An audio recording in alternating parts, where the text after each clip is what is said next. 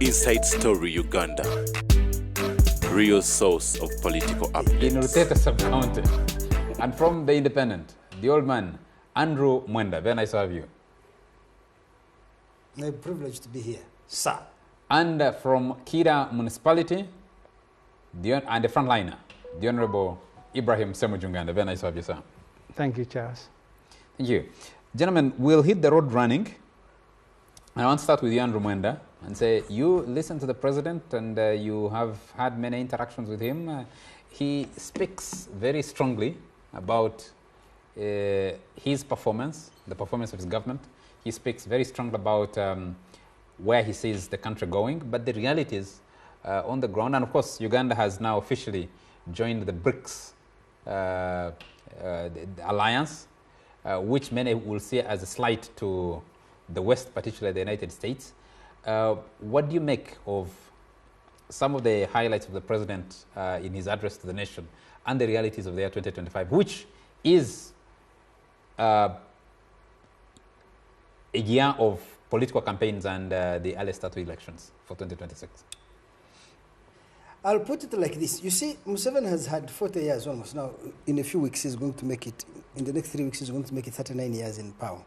If you have been in power for 39 years, you can imagine how much you can refer to when you want to talk about your achievements. If you have been there for 4 years, surely. So he will talk of a dam he built in 1992, a road he built in 1993. There are too many things that would be there.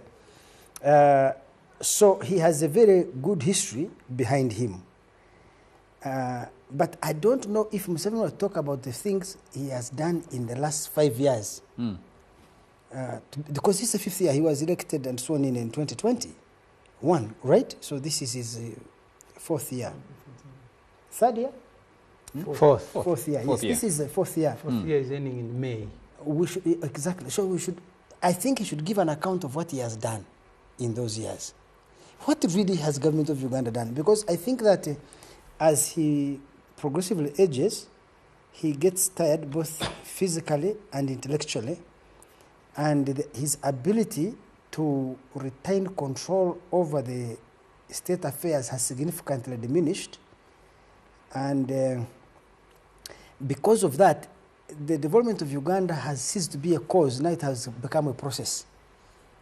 You see, if a great idea comes to build a dam, there are two areas. One, for Museveni, the allocation of rights is purely dependent on his whims. So he will issue a blue letter to a company to build a railway or to build a road or to build a refinery because it was brought by Charles Mwangusha, whom he wants to reward for his loyalty. Or it is sponsored by Ssemuju, who has been giving him a headache and he wants to buy him off. But he will reject the one of Kivumbi, because Kivumbi has been giving him a headache, maybe he's an NRM and disloyal. So the allocation of rights is based on how he is apportioning favors to reward loyalty, to buy support, but also to penalize disloyalty. The interest, Museveni, I think he has reached the point where the interests of Uganda are so directly fused with his desire to stay in power. He's convinced himself that he's doing this in the interest of Uganda, not because he cannot see the difference between his personal interest to stay in power and the interest of the development of Uganda. So that is stage one. What's stage two? Before I finish stage one, precisely because of that, public institutions in Uganda no longer... But Andrew is one of the advisors. Why are you not advising him properly? But I have been advising you for the last 20 years. How far? 25 years, how far have I gone? So I was saying that public institutions in Uganda, therefore, no longer embody a collective vision. Rather, they have become instruments through which people pursue private goals rather than How does this speak to Museveni, who, for all intents and purposes, is going to be the NRM candidate in the upcoming election? The party plans will have its own primaries, I think around July, maybe. What I'm describing is the way he has organized, the way political power is organized, the way it is exercised, and the way it is reproduced. You see, Museveni does not seek to win a big share of votes through public-spirited efforts to deliver public goods and services necessarily. That is of course part, because he's very keen on ensuring security, which is a public good, a minimum of roads, poor quality healthcare and poor quality education, right? But the main thrust of his strategy of organizing power, exercising that power, and reproducing that power through winning an election is trading private favors to powerful politicians in exchange for their support. So rather than deliver healthcare, say, to a particular place called Kanyanda, he may pick a powerful and influential pillar of opinion there called Charles Mwanguhia. He appoints you in the cabinet. Then you create a link between him and their co-ethnics, Batoro. The Basamia, he will put a Musamia minister there. It does not matter what the minister really does to deliver on the public role assigned. The KPI, the key performance indicator for the minister is that they have a constituency. Do you deliver that constituency to the president? Do you cool down the other constituency which has been giving me a headache? So it is through the trade in private goods as opposed to public goods that the main fulcrum of politics in Uganda runs. So, but I wanted to answer your original question. As a consequence of these things, you see, Museveni, I think in early years, may have made what I would consider a strategic mistake, but it was a tactical move that was very good. He liberalized the economy. He privatized the public enterprises. He deregulated many activities. The consequence was that a significant share of the economy was taken from the dead hand of the state, put into private hands. And as a result, you can drive from here to Namugongo, you see people building new, wonderful residential houses, apartment blocks. I have been to this guy's village there in Kira. He has a mansion of a house. You see Ugandan journalists, everybody, people are building beautiful houses. So you have a large middle class in Uganda. So that is the sphere of private interest. If we go to the sphere of state action, I mean, you just drive through the roads of Kampala, go to hospitals in Uganda or schools.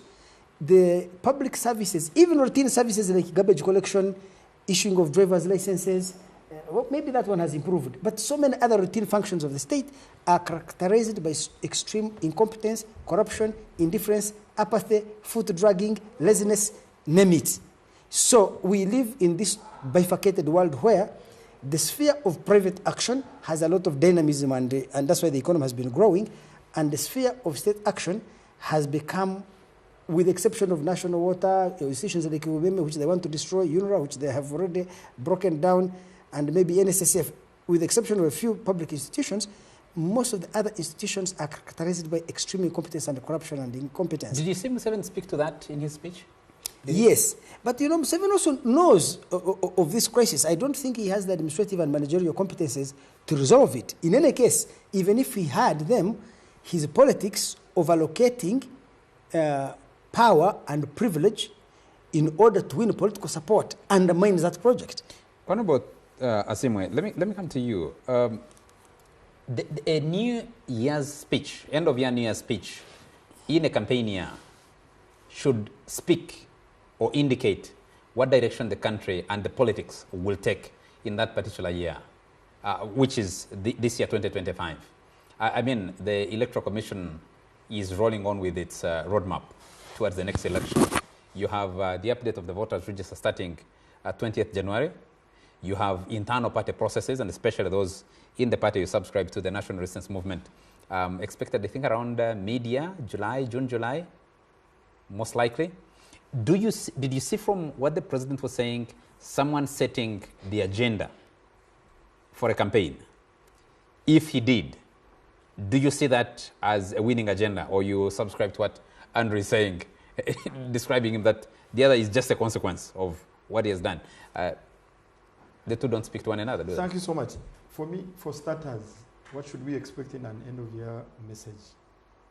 It's more of reviewing the year, more of highlighting the achievements within the year. I'd possibly look at the coming year, which I think he addressed very well. I do not see the president talking about the election roadmap when we have not officially taken off, or when the plan is not yet out. To which I expect that he's going to address effectively during the State of the Nation address in June. To which he can also address when we we are launching the roadmap and starting the electoral activities, possibly at the end of January or Feb. I'm yet to look at the plan or the program. His focus was so much on what has happened during 2024. His focus was so much on the direction that this government wants us to take, economically, politically, and all that, because he emphasized wealth creation,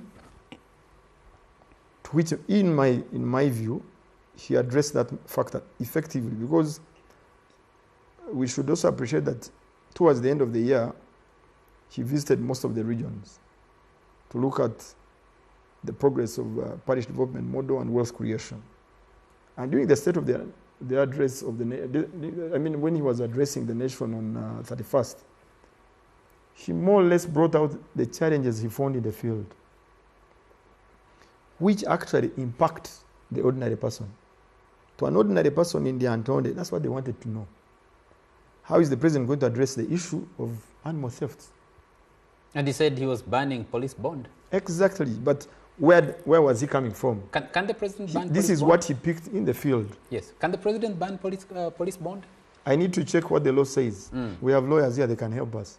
But he said he has the powers to do it. But I'm also not saying, I don't think he's banning them. He is just saying, a presidential directive can be reviewed by the relevant agencies. If the president has said... He says, I have discussed the issue of court bail with the Chief Justice, but I'm also banning police bonds.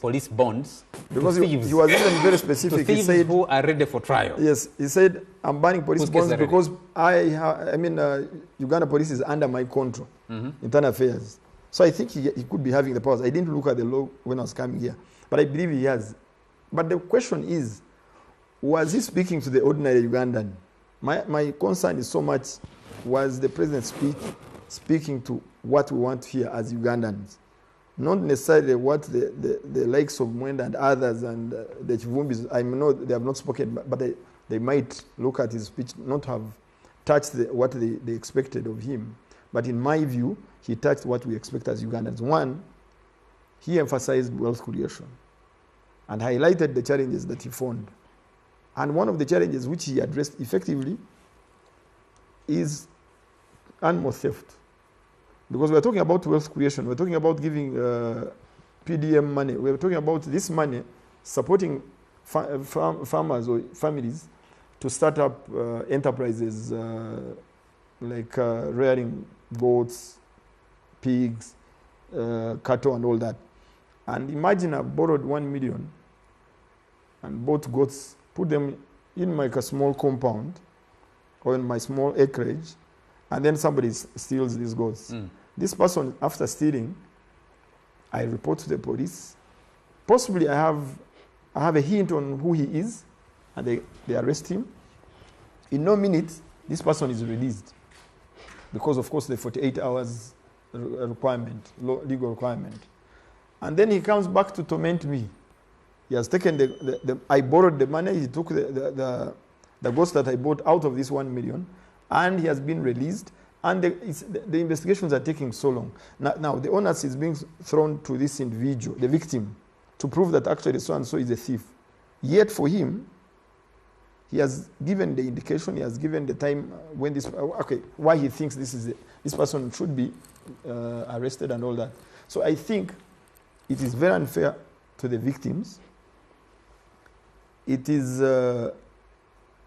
not supporting the activities or the program of the government. So I think he addressed that effectively. Then he looked at how the year went. He addressed the issue of states, which we have actually, I think government has addressed that by the fact that leadership at KCC has been changed.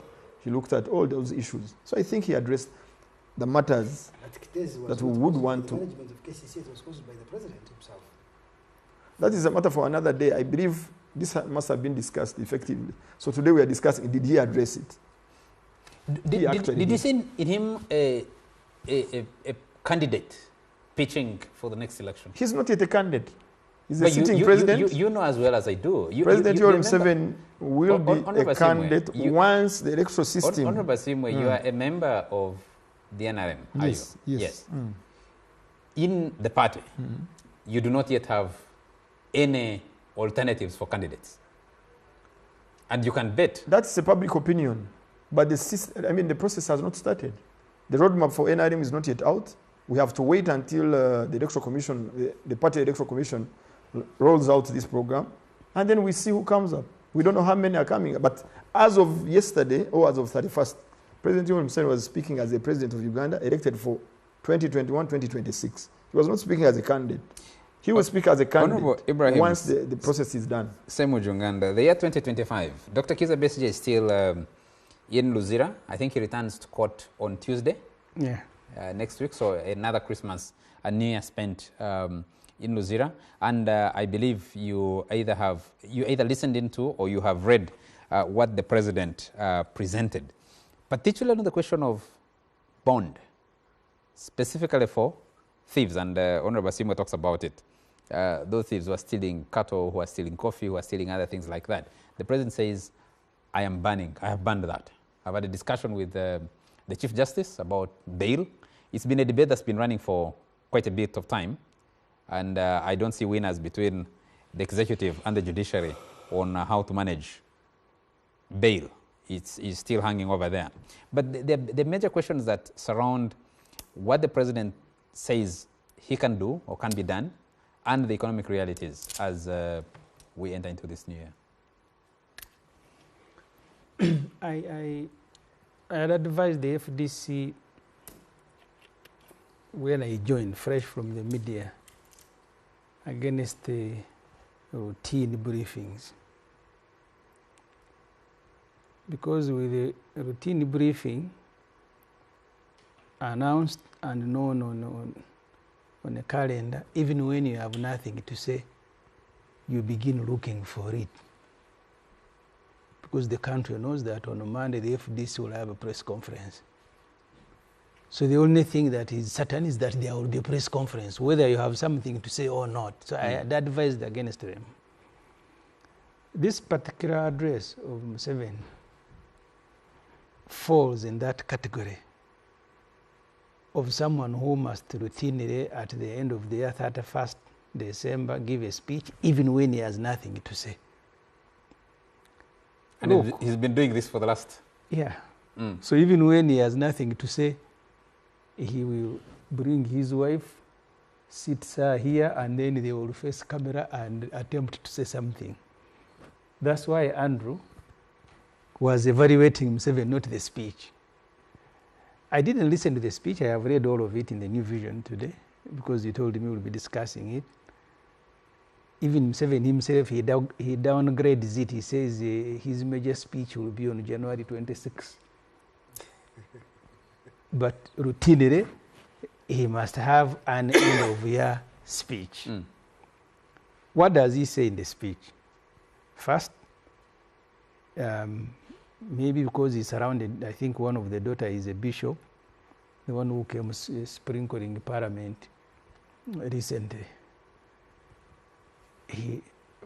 I don't know, you correct me. He begins by thanking God for protecting Uganda, and then he says, and the army.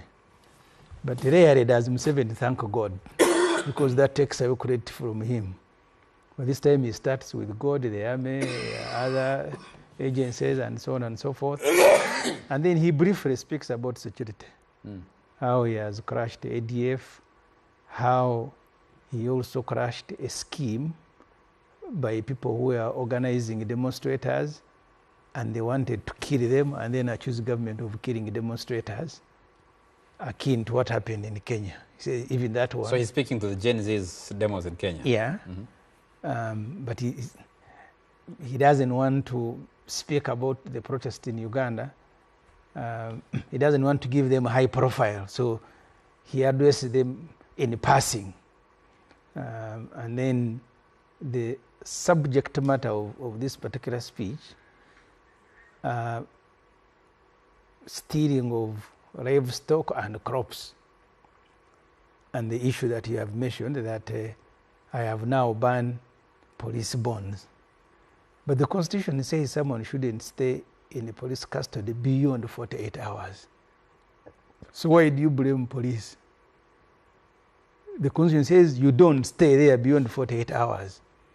Police should process you and hands you over to the judiciary for trial. But Museveni does these things deliberately. My feeling, because the context of this speech is that one of the graduates of the Defense College had interacted with the population, and they told him the reason they were harvesting premature coffee was because of thieves. So he says that is one of the justification for his response. And then he also speaks about stealing of goats. I have a feeling he may have interacted with people in Rwakitura where he had Christmas, and they told him these are our problems. Because I saw the story in the New Vision, they said about 2,000 cattle had been stolen in Ssemuju and Lyantonde, which he represents. So the president came to address village issues in a national address. And because he didn't have an answer, and the Museveni have known he will seek to blame everybody else except himself. Now the blame for failing to provide security for the villages and farmers, the blame now is police. The matter, by the way, is serious. Isn't it rightly a police responsibility? See, it should be a police responsibility, not in granting bail, but in hunting down the thieves. Because the statement by Museveni presupposes that in all the cases, the thieves have been gotten and given police bond. In the area where I was born, actually nobody has ever been arrested. But they couldn't terrorizing that village and many others, steal cattle, steal bananas, steal everything. But there is no institutional response to go and get them. The villagers, once in a while, if they suspect one, they will go and lynch him. So it appears to me Museveni he had a regular address to make without anything to say. So he found something to say. And because you guys, because around this time, from my experience in the media, there are not many stories. So you're making us discussing this even when there is nothing. Because look, the year 2000, the year 2005. Hold it a moment. Yes. Hold it a moment. This is a critical junction. You have an election coming up. Campaigns begin. Every roadmap, whether in a political party, the electoral commission, individual candidates are gearing up for an election year. You've had a quite eventful 2024. For the first time, you have you pass a budget, and the president returns it to you, and disagrees with you, and you bend backwards and accept his suggestions. You have a year where a political player who had a critical political player for the last 20 plus years is rearrested on charges of gun possession in a foreign country, brought back kidnapped, not arrested. Yes, kidnapped, brought back here, faces a military court, and is incarcerated. There are critical issues that needed to be addressed. Exactly. So you have issues about a crop that has become has been a major crop, but because of price hikes, has become very controversial. Coffee. You have rationalization of government agencies. All these issues happen in the year 2024. The president comes to address the nation, end of year, going into the new year, shaping what discussions should happen in the Yeah, all the issues that you have mentioned, he did not address them, and deliberately. Because I think, as I said, his speech was formed by his interaction with graduates of the Defense College, but also by... So it isn't that he lacked things to say, it's just that no, he decided not to. The thing that you want him to say, he will never say them, because he has never said them. I mean, I told you some time back, I went to cover the movement conference in Chankwanz, 2003. At the time, the country was debating the removal of term limits. Museveni gave a speech of 2.5 hours speaking about creation of man from Byamugenyi for 2 hours. The issue that the country wanted him to address, he gave it 5 minutes, and the speech ended. So you're asking him to address things that he will never address, because the Museveni that I know, because in his speech there are things that are standard. His family, because I actually think Andrew Mwenda as a president of his party, at least him, he set the tone for the year 205. I'm talking about Mpuuga and Rugaba, who said this year, no abusing CDF, no abusing First Family, no abusing government official. I am going to deal with those who are abusing us. At least you can see someone outlining what he intends to do in a year. But Museveni spoke like someone who had been sleeping, and then he's walking, please remember the addresses tonight. And then he comes, they are stealing cows, don't give them bone. The issues you have outlined is what you expect the head of state to address. He did not want to address them, and I don't see the appetite for him. Because Museveni, these elections, even when he goes to campaign like he's doing, he will pretend that he's moving around, organizing people around the wealth creation. Nothing Mr. to do with been itching to come in before Mwanga Chivumbe comes in. No, actually, I wanted to ask Ssemuju, when you say that there are two issues, you say that he never addressed them. When you speak about security, talk about riots we had here in July, which failed anyway. Talk about coffee, which had a lot to do with rationalization. The coffee debate started with rationalization. What do you want him to say other than that, honestly? For me, those were the highlights of the year. Then when you say that he's talking about village issues, the honest truth is, I think, you can call even your people in Ruengo, they will tell you this. Back in our villages, there are serious cartels of animal thieves. Now, coffee is also becoming another issue. Somebody comes to your garden and they don't even do it professionally. They pluck out everything. Take the good ones, the bad ones, they'll ripe and not ripe, and they run away with them. So for me, when you say he brought village issues to national, what is more of the village than what he said? Or what do we need to be national that does not start with the village? Because everything we do at the national level starts with the villages. At some point in 2022, I remember I'd wanted to bring in a private member's bill to do with animal identification and traceability. It all had to do with animal theft. These cases of cartels being in villages, they steal today, they go into police, they are released, they come and steal again. They're very people. They come and slaughter cows at somebody's farm. They move out with the meat. How does this directive deal with that? How does the presidential directive on police bond deal with that? I believe now it's going to wake up the police investigations unit to do their investigations better. By the time they arrest somebody, they should be equipped with enough evidence to straight away handle the file to the judiciary system, and then this person is taken on by the judicial system. But not to bring him to the police station. The next day you release him, the file is not processed, you keep claiming that you're investigating or there's no investigation being done. So in my view, the president was extremely on point to deal with this problem. Was he actually addressing the problem? He was actually addressing the problem that is faced in all the villages. Yes, identifying the problem also and diagnosing it, in my view, is partly solving the problem. Is Andrew trying to intimidate you or something? No, it's not. Andrew Mwenda can intimidate me, but for me, actually, the president of 31st October was being more realistic. He was being more realistic. He was touching the lives of the ordinary Ugandans. Honorable Mpuuga Chivumbe, let me hear from you. What your take is, particularly with that directive? For the last 2 years, I happen to have spent 5 years as the Shadow Minister for Internal Affairs during the Ssemuju's government in Parliament.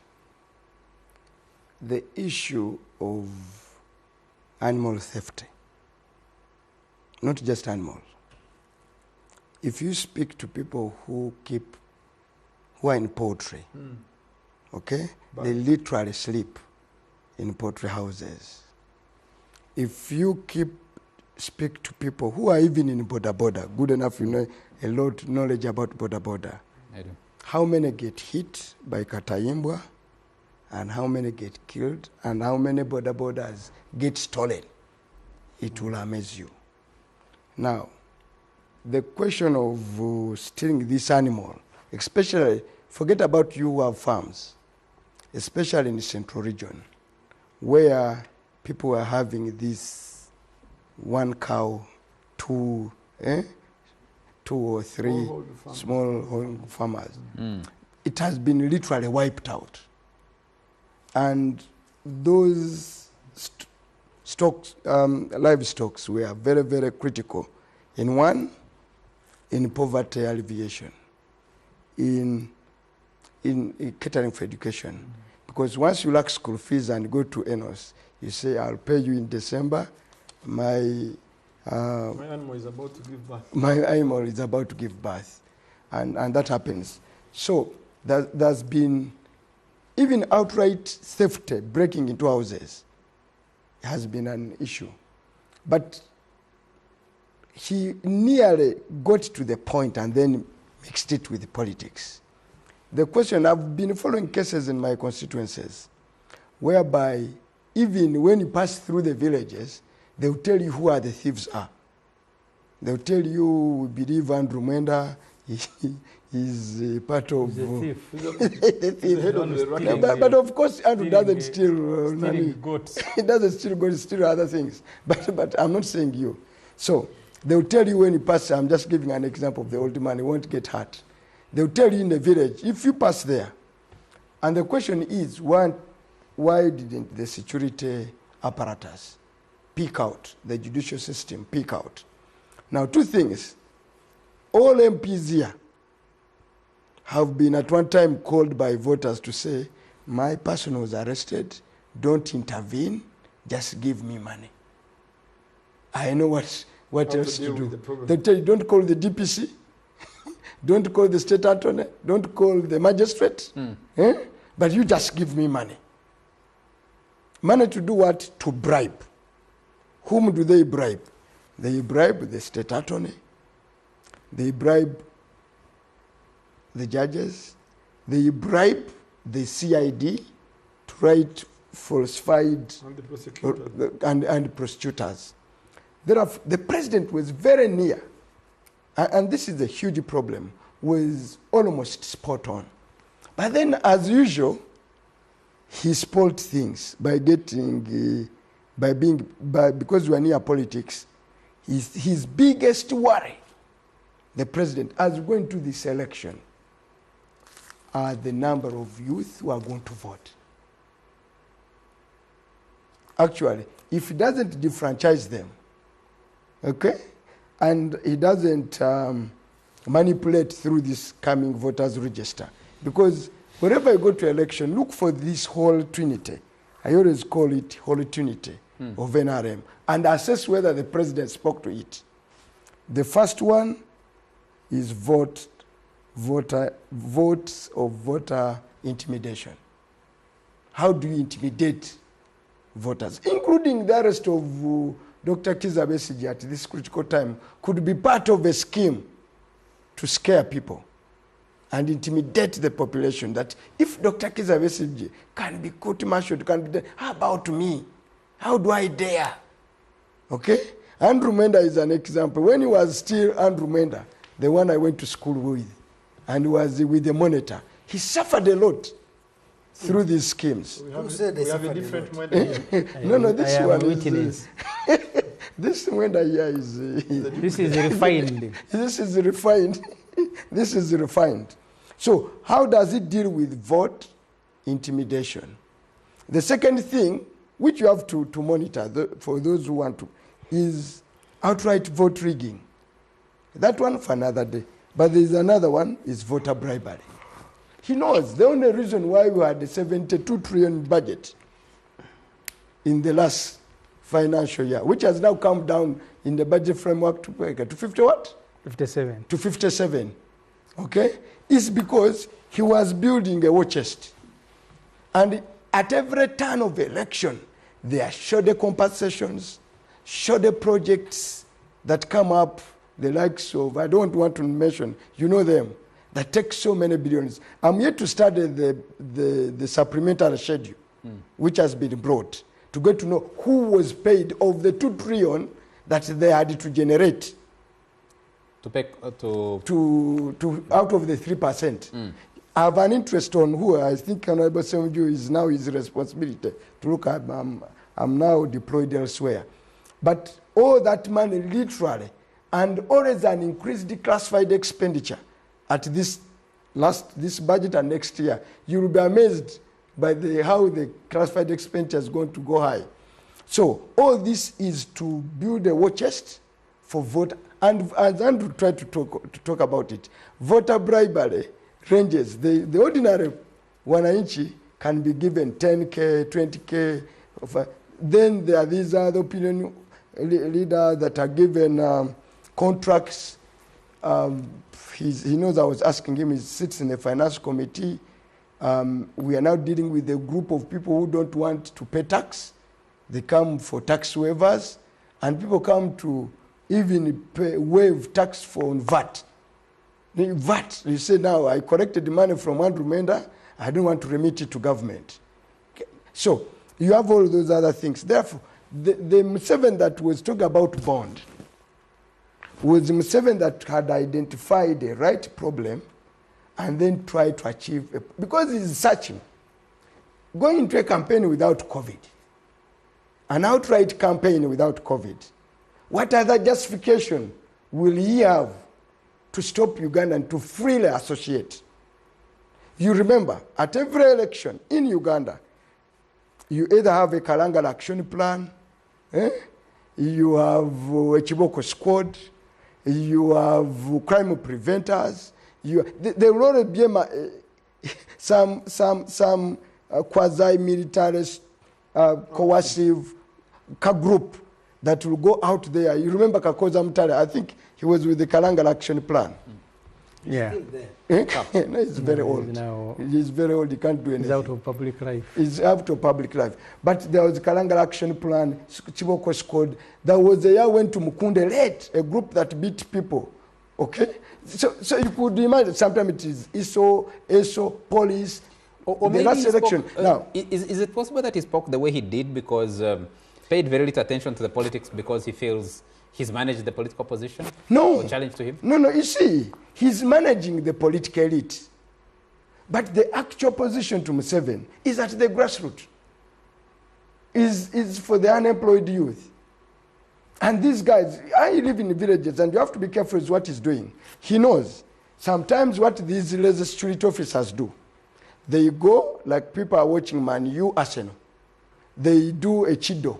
They call it a round up everybody. Round up everybody and take them to police cells. We are normally called, so many hundreds of those have been rounded up, and they begin screening.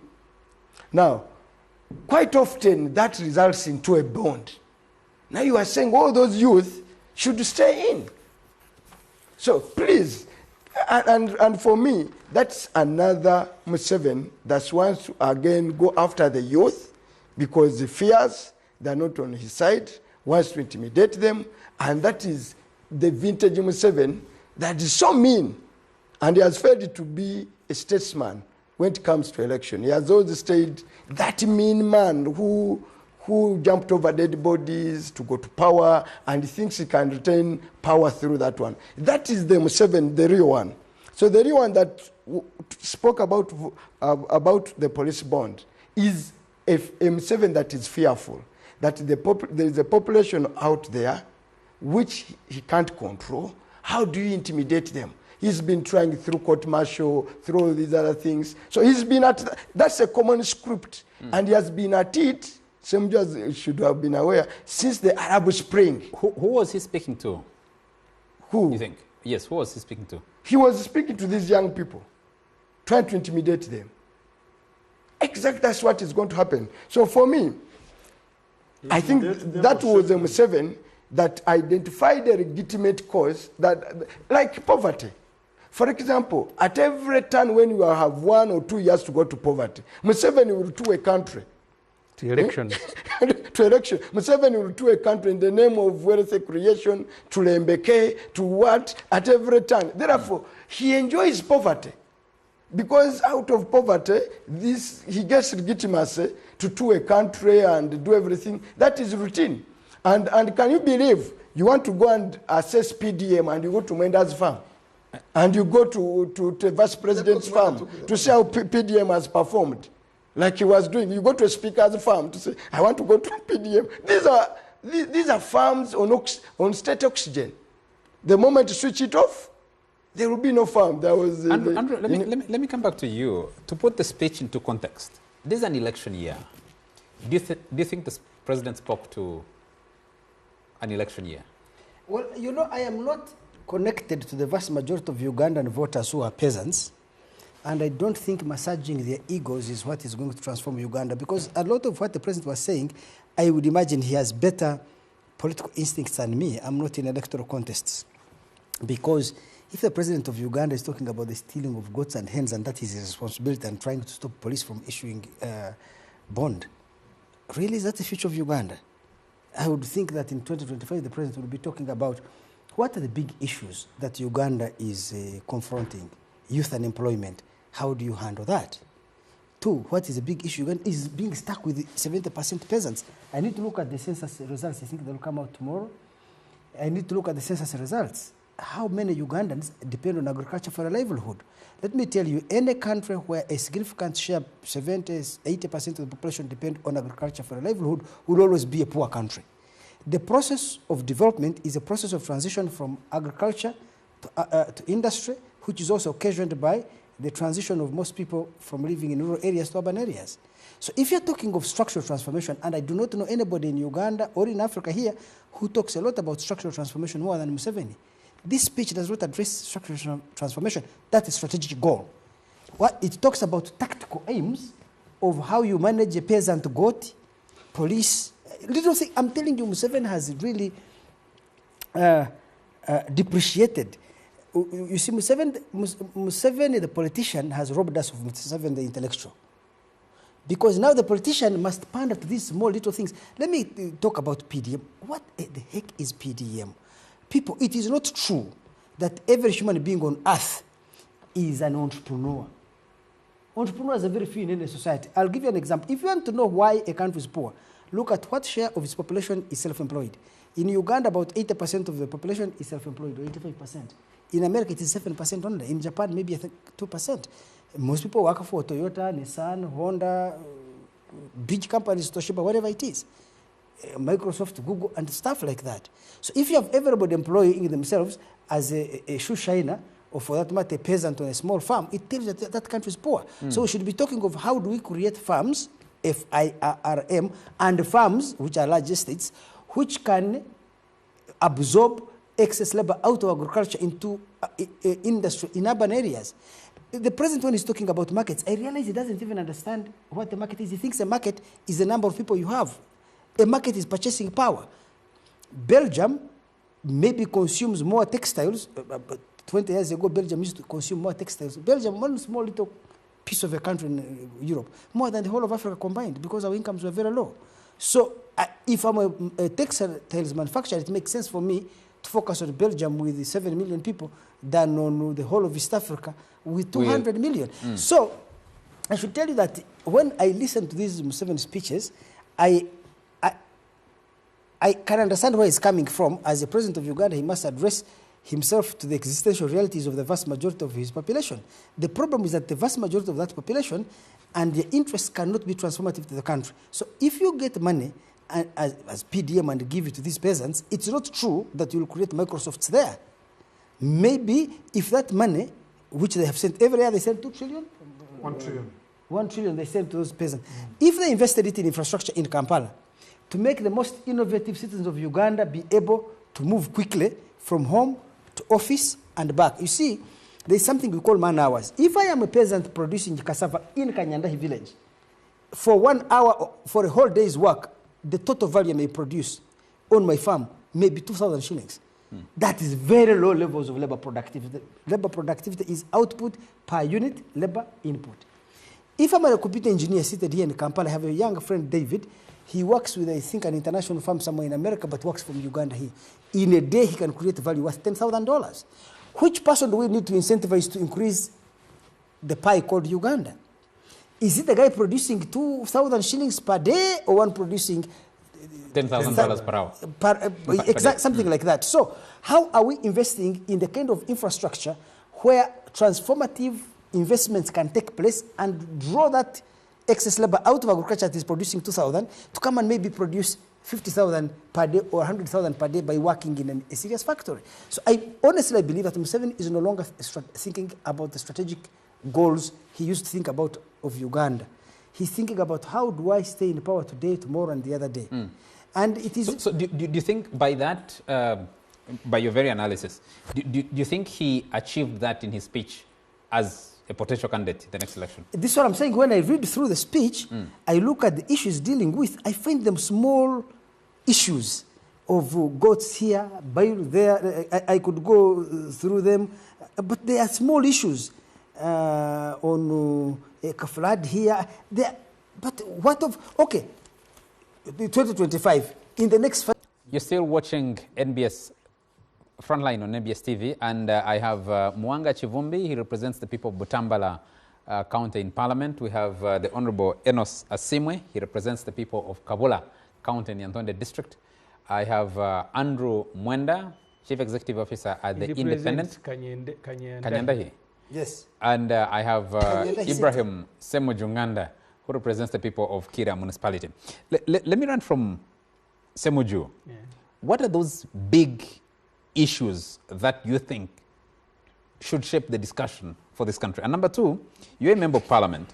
You passed a budget that we're running with of 71 trillion, almost 72, 72 trillion Uganda shillings for the financial year 2024-2025. The budget framework paper for the financial year 2025-2026 drops that by 12 trillion shillings. Can you explain this to us? What does this mean?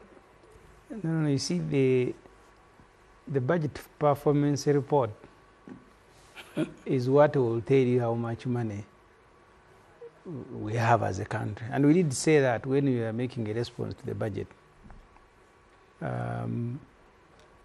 The previous two financial years, when we had a budget of, I think, 52 and then raised to about 56 through a supplementary, the actual money that government was able to collect and spend was 43 trillion, less than nearly 12 trillion in the budget.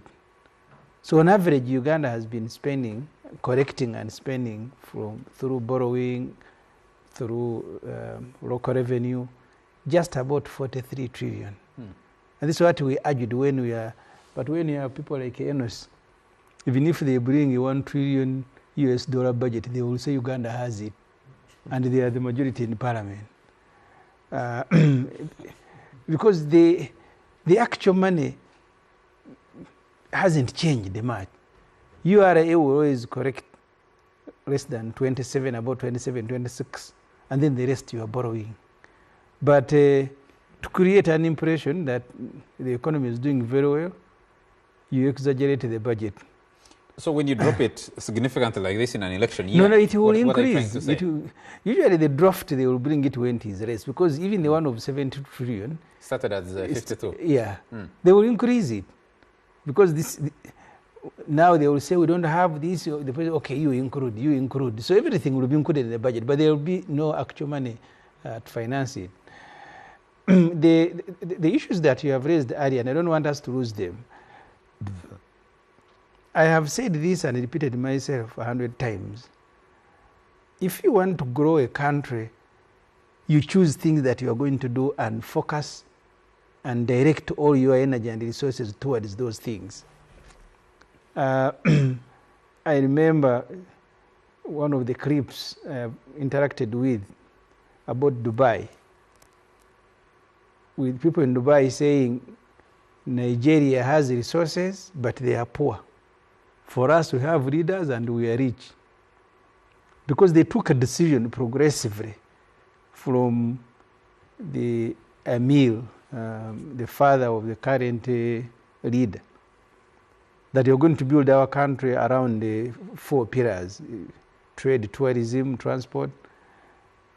I don't think Museveni now, because when he speaks about industry, when they are ranking things that are bringing money and changing society, industry is going to be high there. But they will give it a budget of about 50 billion. At best, less than 100.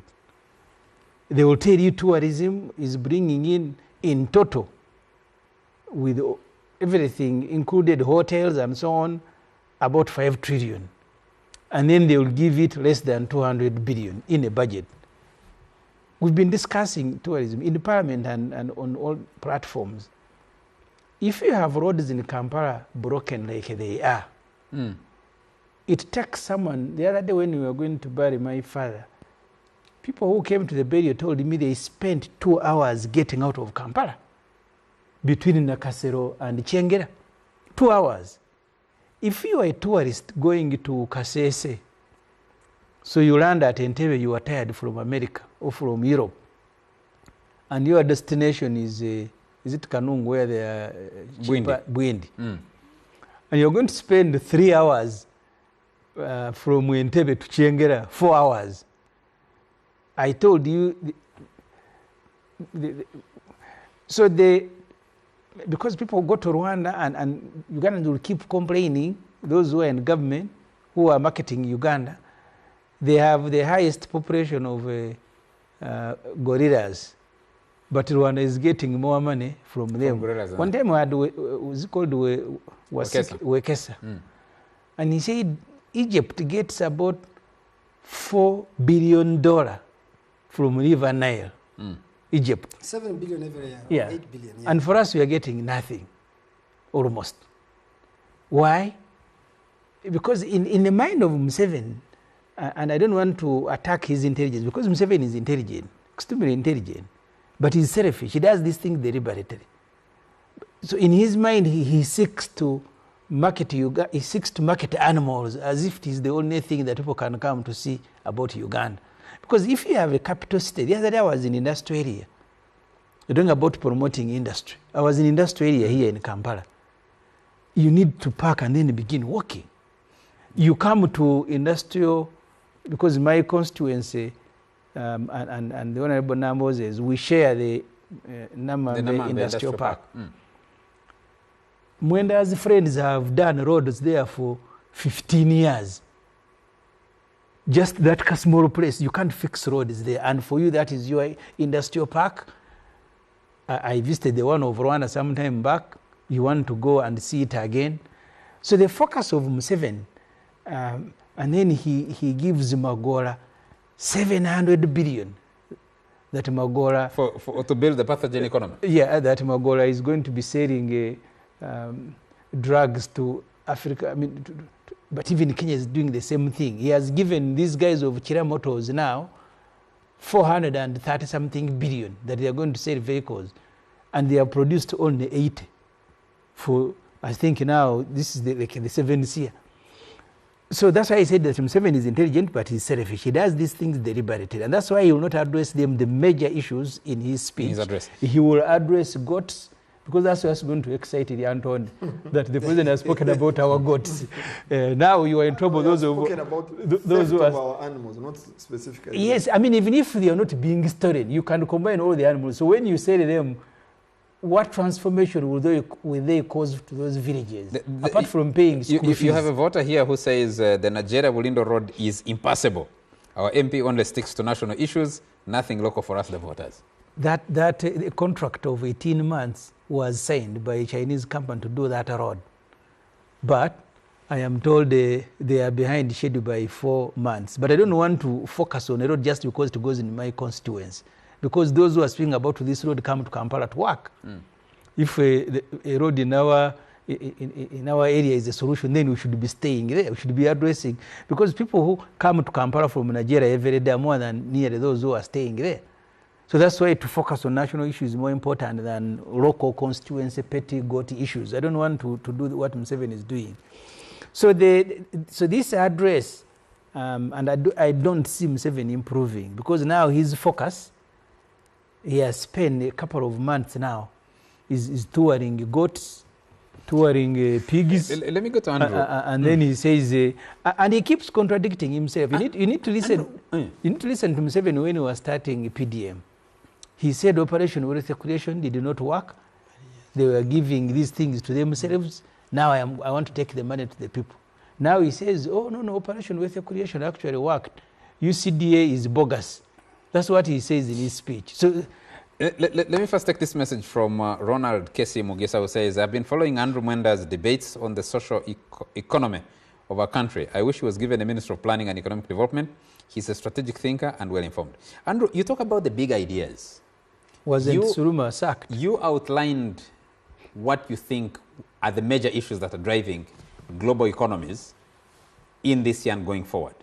But when you have a country, going to Fort Portal, you must have been diverted. I don't know if you drove through Hoima or drove through Fort Portal, because there's no road anymore. Hoima or through Kazo to get there. You're talking about protecting goats and chickens and cattle. Where do you have the room for those big ideas? This is what I wonder, because you know my grandchildren here are MPs, the three of them. Me, I'm not an MP. It is possible that in a country with 70% of the population depending on agriculture for a livelihood, and those are the people who elect those who govern the country, MPs, members of parliament, ministers, and all this, you are likely to have that government focused on the interests of those people to protect their goats, their chicken, and their cassava in the gardens. And people who understand the psychology of peasants are the ones who may govern Uganda. So if you come with a different idea about how can we transform Uganda from an agriculture into an industrial economy, from a rural-based to an urban-based country, you have to ask yourself, who are the forces, the social forces, with a vested interest in that project of transformation that they stand to benefit from it? The MPs of Uganda will not. Maybe it is Ssemuju who represents an urban constituency. I forget my grandson's name. Asimwe. Amos Asimwe. Amos Asimwe, which is your Enos Asimwe. Enos Asimwe. Yantonde. Kabula in the Yantonde there. They are grazing cows and things like that. That's what he is likely to represent. So the challenge Uganda faces is that you have political power in the hands of people who represent constituencies that have parochial interests, not transformative interests. Because if Uganda, I was earlier explaining and I got distracted by my point.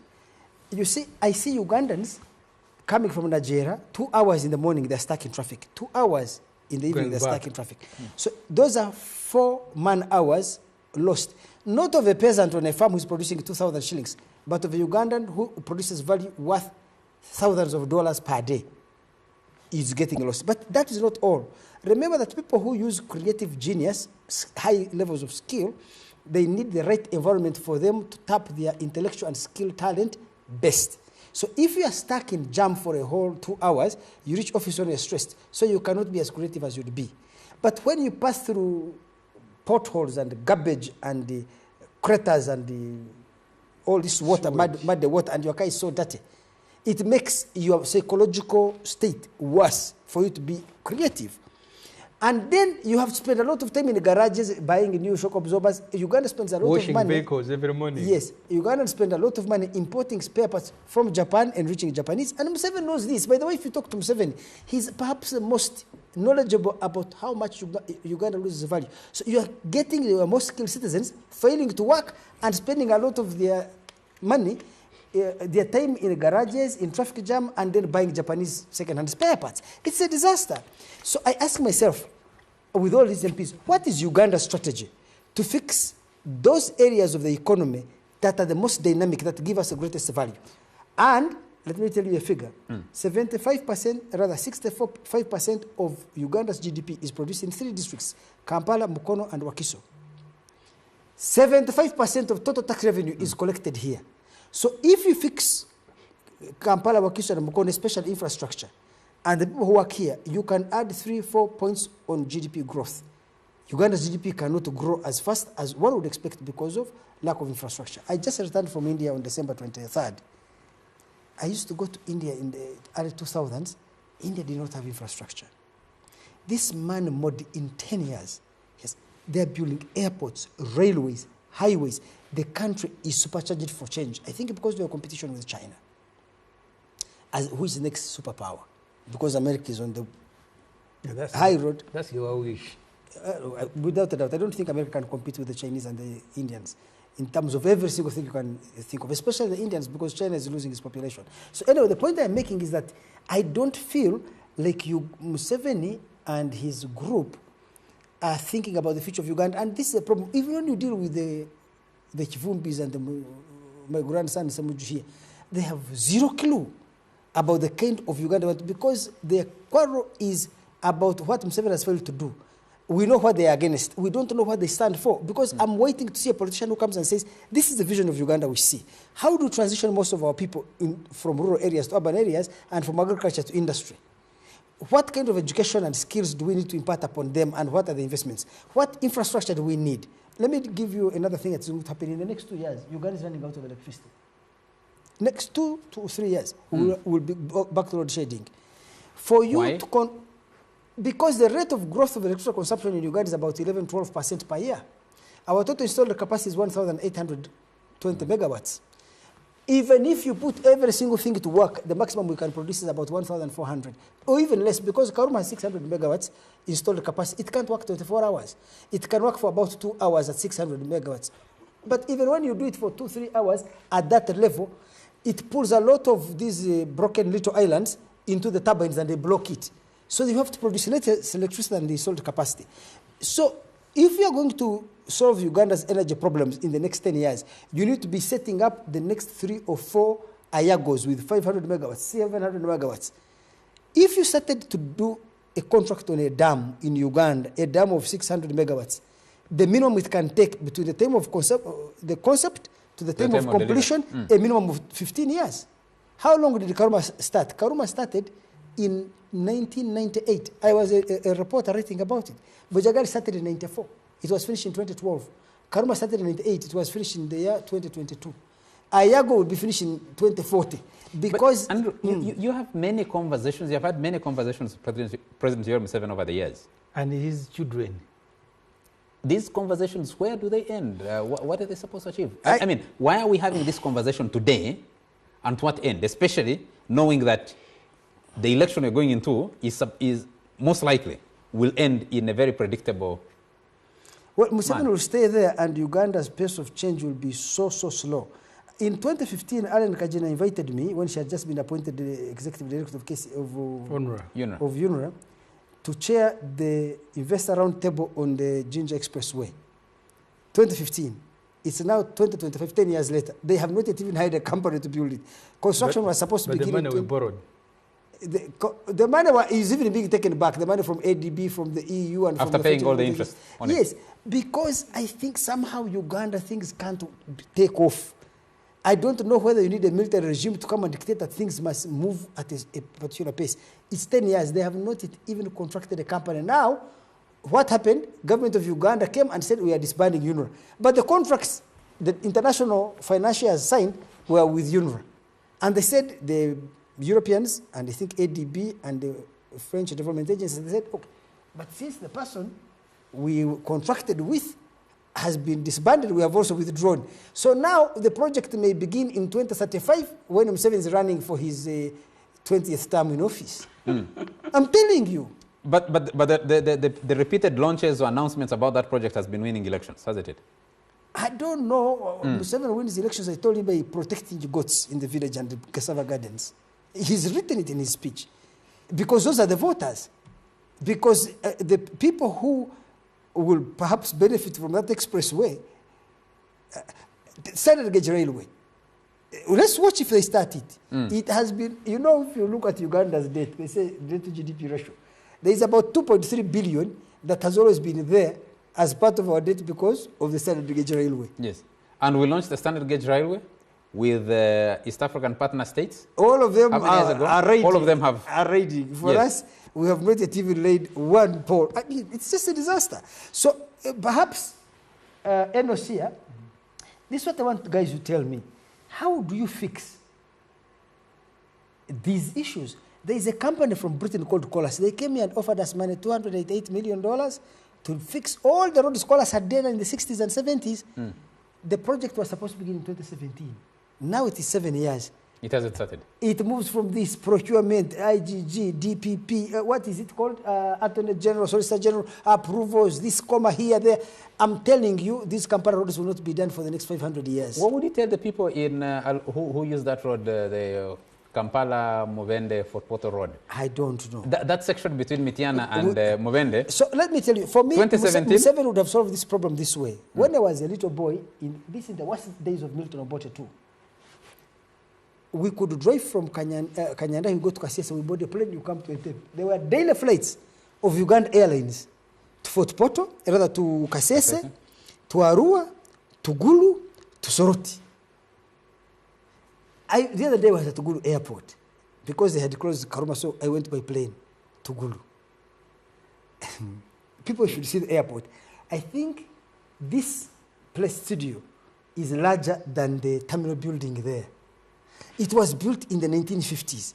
So we have never upgraded any of our airports. And we had railways, they were uprooted. I saw Museveni in 1988 giving a speech. But Andrew, someone will ask and say, you've seen these things. Are you just realizing them now? No, but I've been complaining about them. You see, I used to be a big fan of IMF World Bank ideas on liberalization, privatization, and all this kind. And Museveni and I were in the same, kissing in bed, defending IMF and World Bank. But I should defend Museveni. He has also changed. Because what those people led Uganda to was a disaster. Because they said that the state should withdraw. The state withdrew from the railways, they collapsed. We withdrew from airlines, they collapsed. We withdrew every single thing where the state withdrew. There was a railway, we used to go to Kasese and board railway to Kampala. Andrew, I don't agree with you. Why didn't you withdraw from national water? Because of a man called Mahirwe. Mahirwe So played a game. Mahirwe from heaven. Now let me tell you this. Yeah. You should read his book.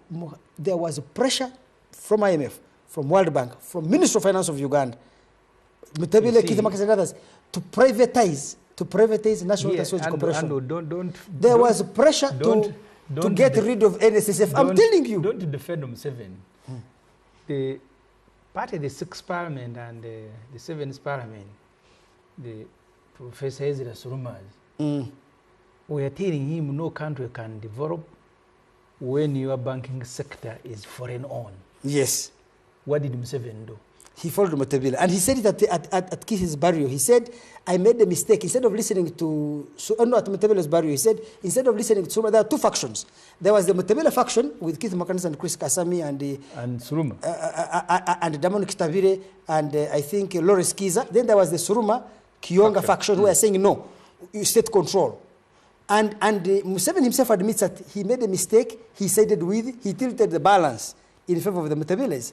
And we went on a primrose. So I don't want to agree that IMF and World Bank are the problem. That they found an innocent Museveni and forced him. With his entire parliament and his ministers, they told him, you simply cannot surrender the banking sector. Today we have 26 banks, only 4 are Ugandan. All the money, even when they are talking about public debt, you are borrowing money from Stambik. You are borrowing money and at high interest rates. And collectively, they are taking about 11 trillion in interest. And they classify them as domestic when it is Stambik. So all the money they carry back to their capitals. And Museveni is to blame for all this. As president, he is to blame. Can we let Mwanga Chivumbi come in? You can speak about those other things. I don't think this country is having the real debate. The real debate today that is hemorrhaging the country is reckless borrowing. I've just gone through the Ssemuju is now the shadow minister for finance. Can I come? I know you're trying to develop a point, but is it reckless borrowing? Is it by design? Is it accidental? What's the problem? Yeah, you see, Andrew is crying here. How do you sit on a 14 trillion money borrowed but not dispatched? Not utilized. Not utilized. Yeah. No, forget about, you see, the categorization. 14 trillion, these are audited books of accounts from consolidated accounts of government treasury operations. 14 trillion of the money we borrowed remains in China. And we are paying rent, we are paying Commitment fees. Commitment fees. Then when you come to money already in Uganda, I went through these figures as the chairperson Park. Money in Uganda, both on dollar account and on shilling account, you have another 2 trillion out there, redundant. And as Ssemuju said, you are paying interest rate worthy of 11 trillion out of URA's collection of 20 about 26, 30 to 27. 26, 20, Yeah. actually it's That's about not 29. forgettable. Now, if, Andrew, you take out our expenditure on security, that is defense, police, which foreigners don't find, you literally have no money. You have no money. So you've reached a level where you are borrowing to pay wages. We borrowed 4 trillion the last financial year to pay wages. At every end of financial year, there is a panic around where to get money to pay wages. Now, if that's not without having that honest debate, how did we end up there? And how do we get there? I listened to that attorney, and I'll tell you, Attorney General's office, is it Attorney General, the one of Chiriowa? Dispatch time of a signed contract taking 180 days to dispatch a 180 contract. days, that is 6 months. 6 months. A contract already signed. Andrew, can you imagine, already signed that this contract is already for dispatch? And it's challenging in saying, as a member of the opposition, as a member of the leading opposition party, why are these issues not being articulated? Why are you not providing? We are. He may not have listened to Parliament. Incidentally, when Uganda take interest in Park's report on consolidated account, Andrew, he was there. Parliament even failed, ashamed to debate it. Said the country cannot listen to this because it was so shameful of the level of wastage. So, do they resonate with your voters in Mutambala? when you are developing do they the resonate country, with the voters? I sometimes want to follow Gandhi. Gandhi one time said, I will follow you because I'm your leader. But you will follow me because sometimes when you reach a certain level to help a country, you close your eye on the petty politics and say, this is right for Uganda. We must do this one. Let's do the heavy lifting to get this country out of the mess it is in. So, and Andrew, listen, the wage bill for you PDF in the last 4 years has gone up from 300 billion to almost 1 trillion. A wage bill of UPDF. The expenditure of Museveni on State House, has gone from some 300 billion to nearly 1 trillion. Is this not a big discussion that we must have at the country? How do we spend all that money? Actually, if you go down and look at the money the president spends on the tour of UPDF per day, you will be amazed. UPDF or PDM? PDM, these tours. And you look at the resources spent on those tours, but they can fix all these roads we are talking about. Let me take a message. So that's why for me, Yeah. I'm not even saying, Andrew, we are having the real discussion in Uganda. Let me take a message from Violet Mugisa, who says, in 2023, I was employing 26 workers on my tea farm. We have over 5 tea factories who employed more than 10,000 workers. Where have all those people gone with no employment and the collapse of tea prices in the country? Where is that debate happening? Honorable Ssemuju, let me come back to you. where is the discussion about the big issues that should ideally have been part of the president's address to the nation? Yes, first and foremost, I want to correct the impression by the panelists. One, of course, I will not blame Andrew much, but Uganda has a strategic plan, well documented under the National Development Program. We are now at level 4, I will call it. All that we are talking about is well documented in those documents, in that book, or plan or program, I will call it. Well researched, well informed, and we know where we want to be. But where is the problem? The problem is how do we finance these programs? How do we finance this strategy? Part of financing the strategy, of course, is resource mobilization, is collecting more taxes, is finding where we have a comparative advantage and effectively utilize or work around those areas for us to improve on our resources. Because the only way we can finance the strategy is if we have enough resources, which all the three individuals here are not addressing. Where do you want President Museveni and government to finance all the strategic issues you are raising? We must get money from taxpayers. How do we get money from taxpayers? We must empower them. What Andrew Mwenda was asking, or what you were asking, that what PDM is about. PDM is about agriculture, increasing or improving on agricultural productivity.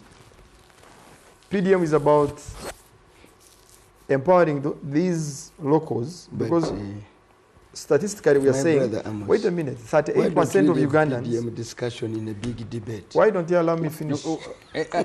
Let me give you more time to finish your point after a very short break. But let me take a message. I know I've cut you short, but it's your colleague who disrupted you. What was he saying? Let me take a message as we take a break from the Honorable Sam Kutesa. He says, I think my friend Andrew Mwenda expected way more than what is normally contained in New Year messages the world over.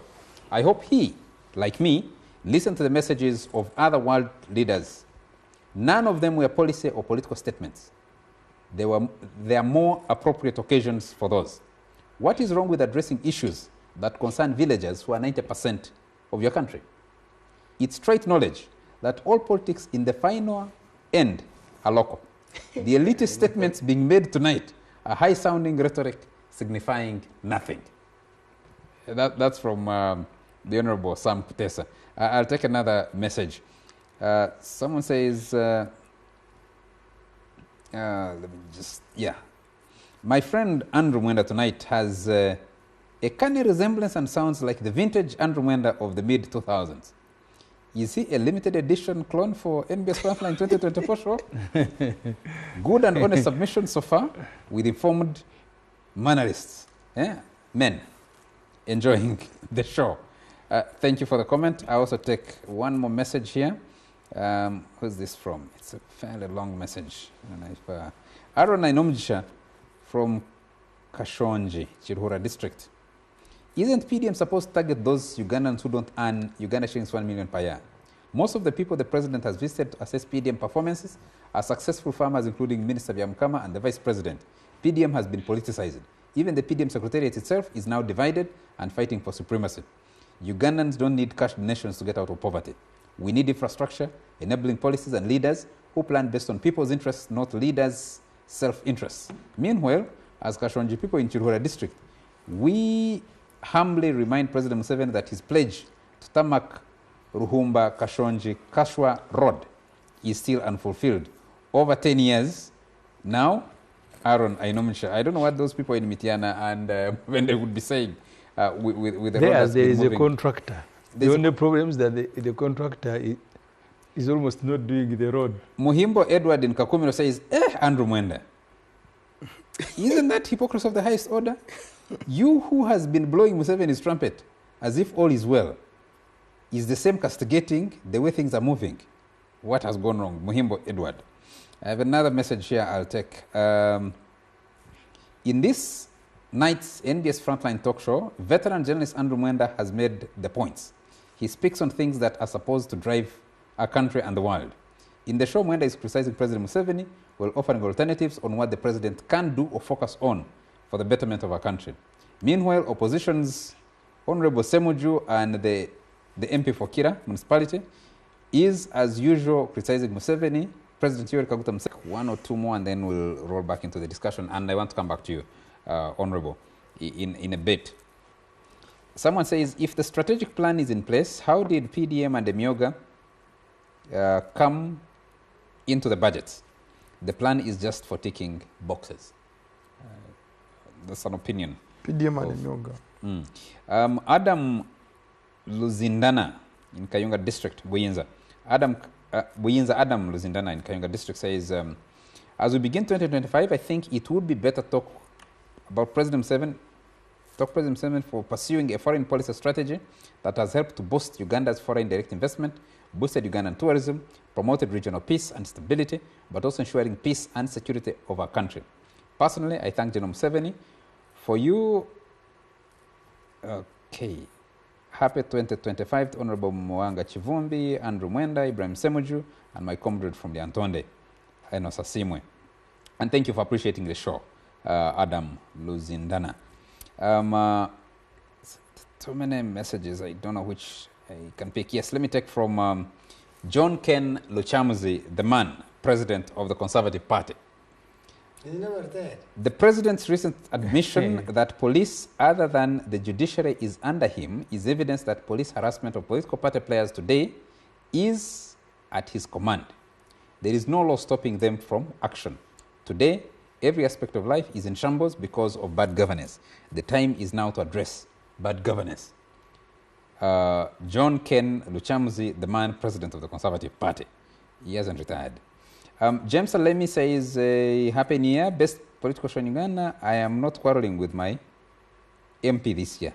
The Nigeria road can cause miscarriage to a wife. Tukoye. James Alemi. Gerald from Fort Porter says, I waited for some new stuff in Museveni's speech. When Ssemuju talks of time spent on the road, just remind him how much time he spent between Mitiana and Mubende. Wow.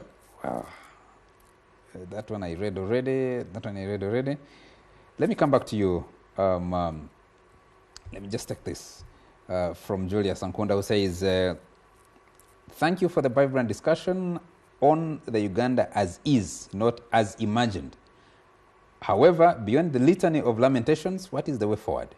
As everything centers on the nature of the state as currently designed, thus requiring the reconfiguration, call it rationalization or something else, of the state for it to tackle current and future challenges and aspirations. Julius Ankunda.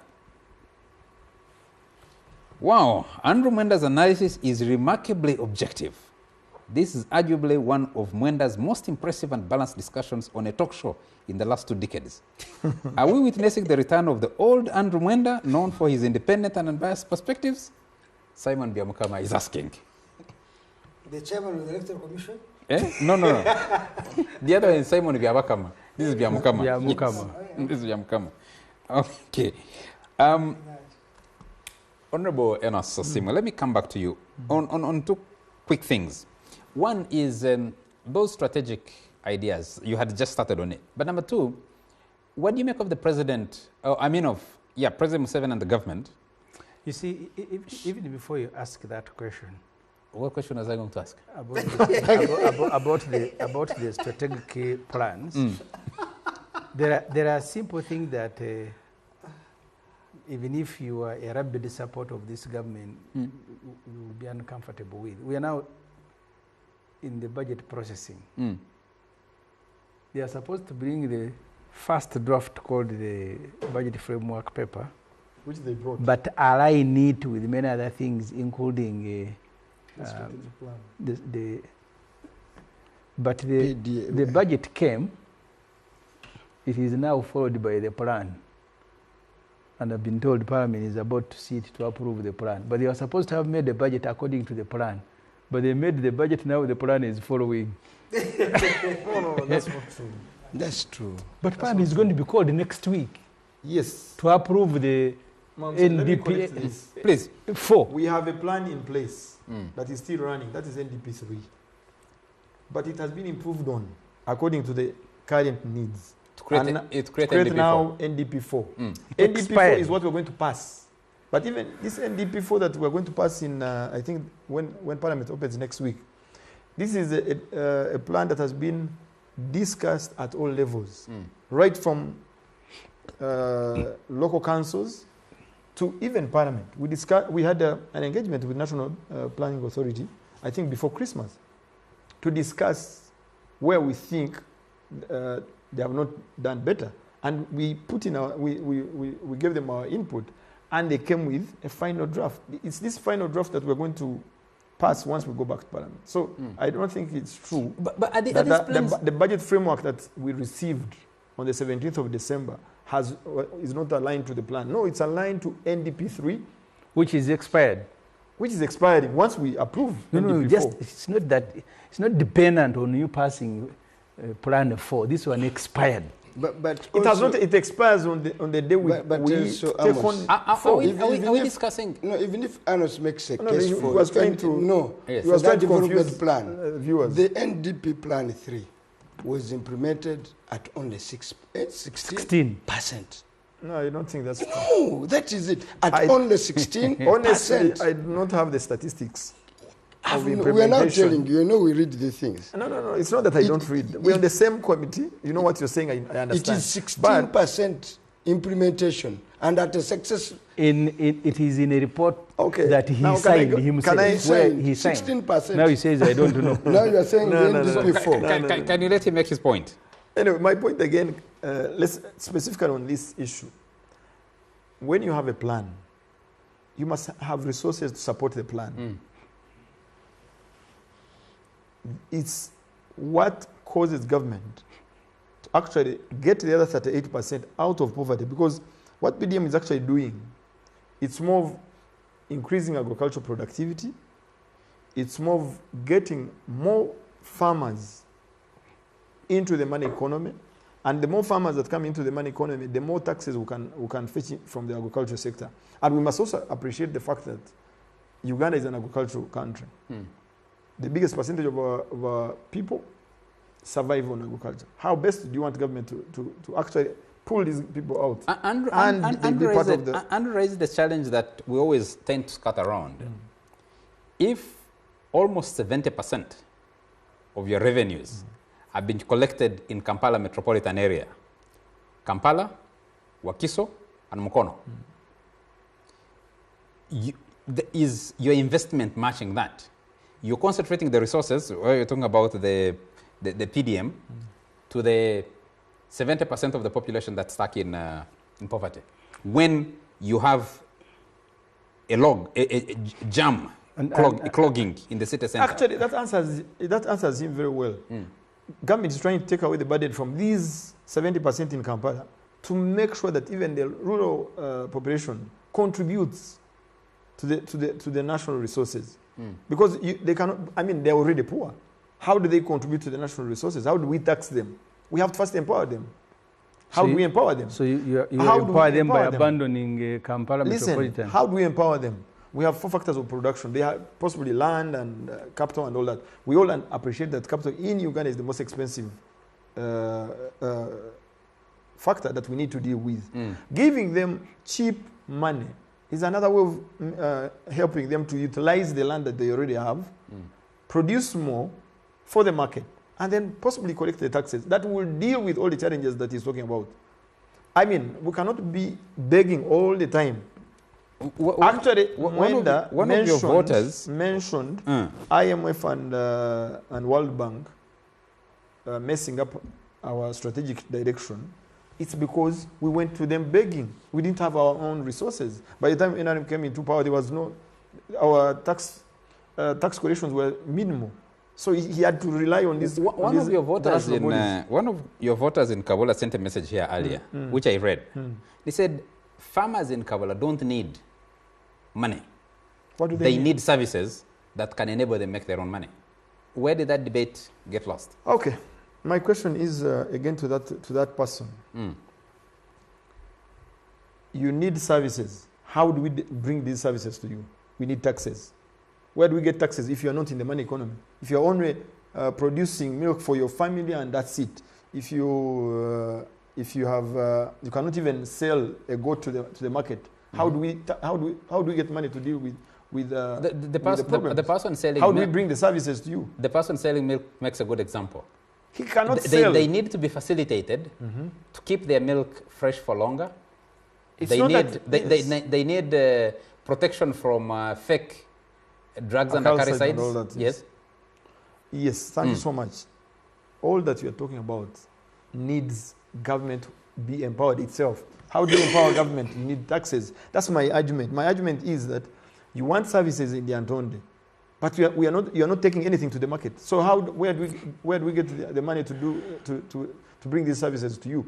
That means we run to the World Bank, we run to that, and now we fall into the problem these guys are trying to put to government, that our debt to GDP ratio is very high, because all that, I mean, our budget is fully supported by, not fully, sorry, the biggest percentage is being supported by World Bank and other international institutions. So the best way is, let's empower these people, bring them into the money economy, empower them to also take something to the market, and then we can tax them. Then we can deal with all these problems. Then we can bring our debt ratios down. Then we can unlock all the challenges that we are having. Then we can also get into artificial intelligence, get into robotics, get into synthetic science that he's talking about. All that. We need money. Yeah, but you see, we need money to do this. Charles, I want the panelists here to tell me, where do you want Museveni and government to get resources? Let's start from there. Without borrowing, if you're asking and this without guy, empowering our locals. I sit with him on the same committees. We have borrowed money. If you read the report of the Auditor General, last financial year he said up to 97 trillion. 14 trillion borrowed, not utilized, and you are paying 440 billion in commitment fees. The Electoral Commission, in their strategic plan of 2 years, they said they need 2.3 trillion to organize the elections. You don't have money to compensate people for the Kampala-Jinja Expressway, including people in my constituency. And then the last time you had an election, you had 2.8 million elective positions in the country. 500,000 councillors, 500,000 LC, 500,000 what? Just to put them in place, the Electoral Commission wants 2.3 trillion. And then you need money to pay them, which is the reason your wages are now approaching 10 trillion. Andrew was asking the solution from, even if you're not opposition, these things don't need even to be an economist. Why do you assemble public administration, and it doesn't include staff? The Electoral Commission now projects that the next election, Uganda will elect 3.8 million people. Because they have 3.8 million elective positions. That's why they need 2.3 trillion. You have a parliament, 529. I think it will grow because I hear now Museveni is creating constituencies. It's not Museveni, it's you. Every village. It comes back to you. Every village here is becoming a district. You are spending money on. The other day, Museveni was appointing an additional layer of RDCs called assistant RDC, each one with a brand new pickup because they are very helpful during campaigns. The NRM infrastructure is stealing his money. Now he wants to use RDCs. I don't have to be an economist to see that